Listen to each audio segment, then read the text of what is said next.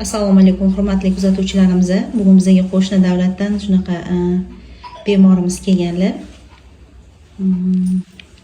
Oyog'imiz shunaqa holatda. O'tlar qizarib yara bo'lganmi oldin? Mamtlar qizarib yara bo'lganmi? Ro'jisga vaspaleniya bo'lgan ekanda. Nimadan keyin shishgan oyog'ingiz? Operatsiyadan keyin. Nima operatsiya bo'lgansizlar? Bez oldirganda bez. Hop, sekin aylanib bering bitta.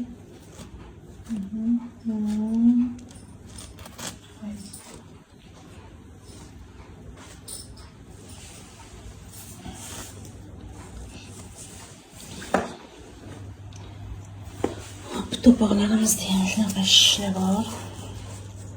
To'poqlar ham shishgan, bu yo'lda ham ro'jisga vaspaleniyadan qolgan holatlar. Kuzatib boringlar, inshaalloh yaxshi natijalarni kutib qolamiz bularda ham.